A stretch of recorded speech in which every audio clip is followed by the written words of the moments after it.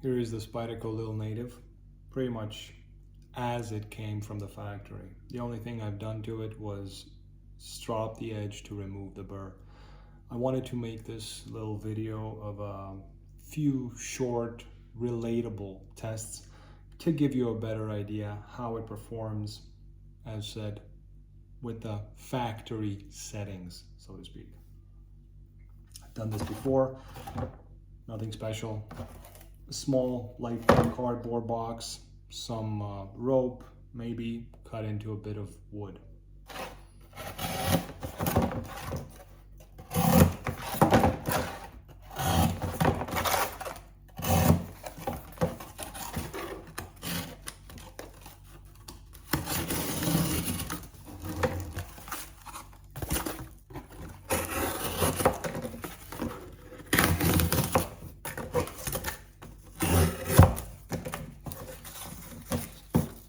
I think this is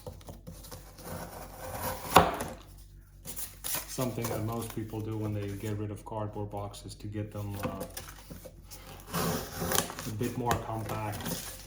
Where this is going to differ is that I'm going to stack the cardboard and see how it goes through multiple layers. So far we have 8 layers.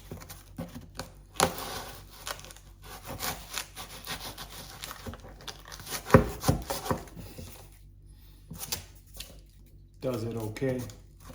Nothing to write home about.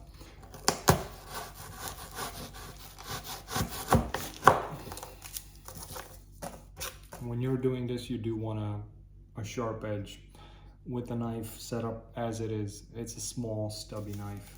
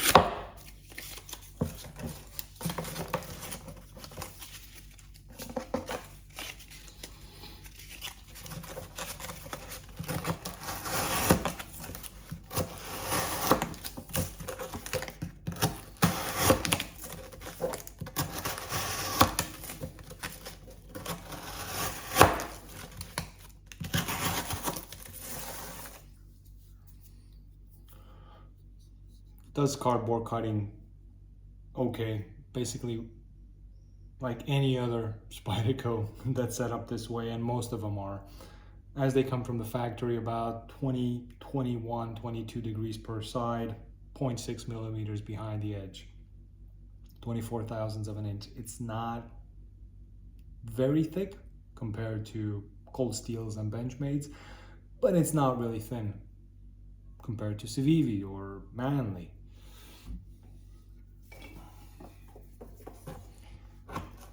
And if it's sharp, it's going to cut through cordage like this, no issues.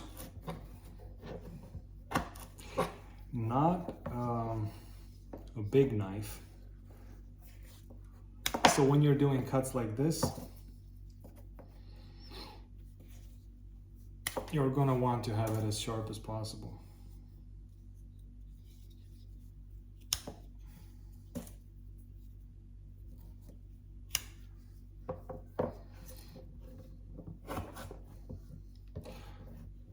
But it does require some effort. This is why I personally don't like factory edges.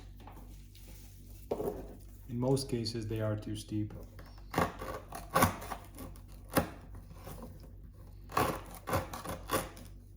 And with such a small knife, well, also due to the position, I mean, it's not the most pleasant experience in hand.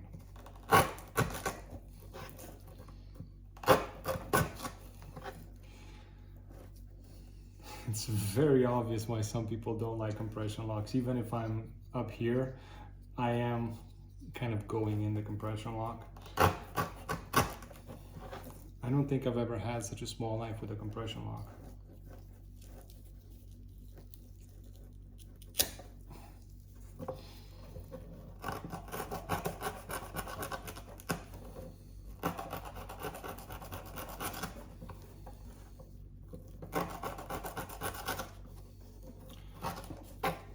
But as things go, it's not too bad. Let's see how it bites into some pine wood. That's pretty much what you expect from the edge angle and the grind thickness.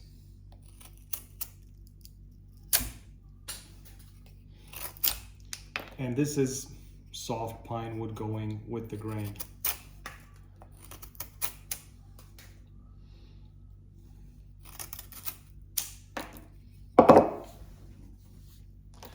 I can see how I could definitely improve the comfort in hand with this one, if you should have to do harder cuts like this. Now this is different sort of wood. This is probably beechwood. Very dry, very hard. I've been testing on this piece for a while now.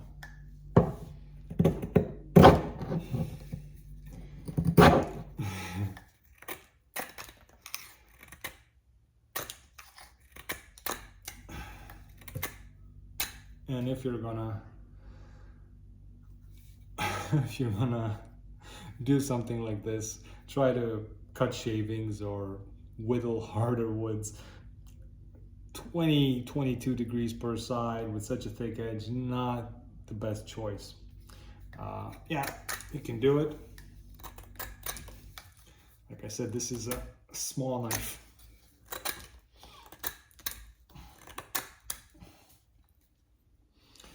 No, not something I'd like to do.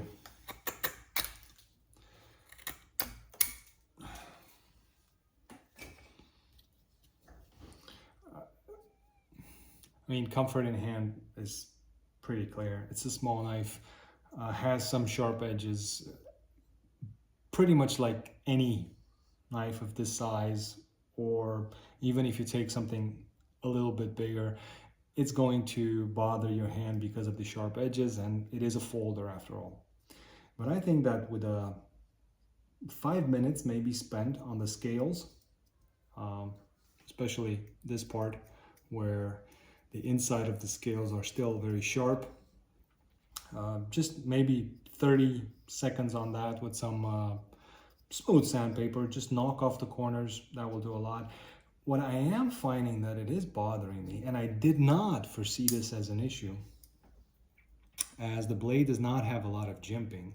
The jimping is here inside on the liners, just like with the Para 2 model.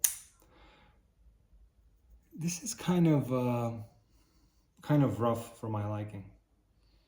So I may disassemble the knife and smoothen out the tops of the jimping. Yeah.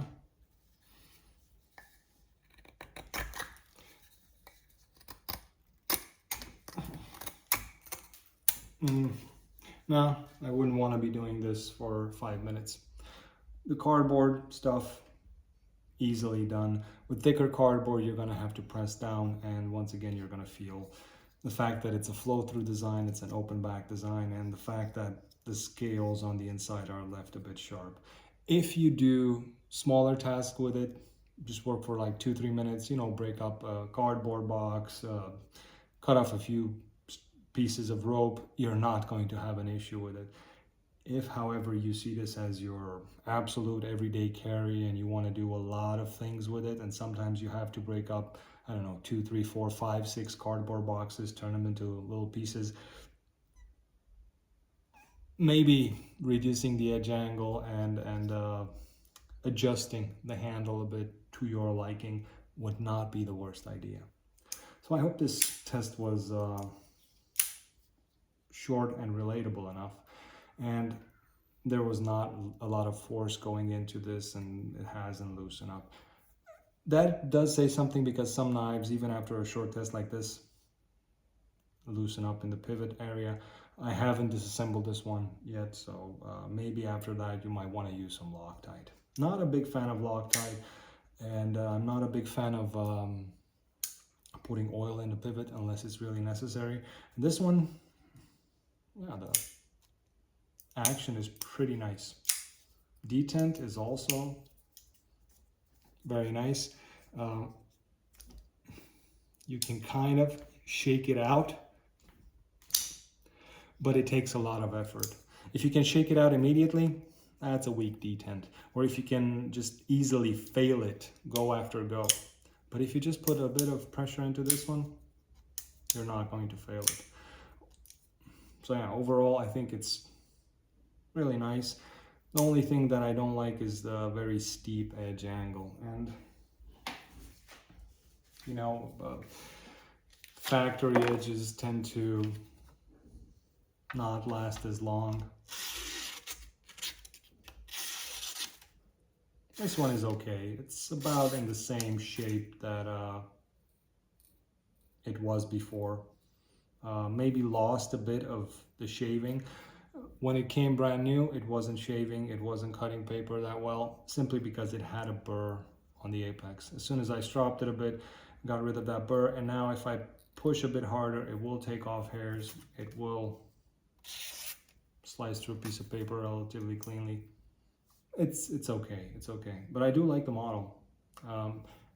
During all this, honestly, I haven't even noticed the wire pocket clip. Hasn't bothered me at all. This is why I'm such a big fan of pocket clips, of wire pocket clips. I think they are the most comfortable pocket clips you can have on a folder. Hope you liked the test. Hope it told you something. If you have any questions, comments, down below. Thanks for watching, and as always, have a great day.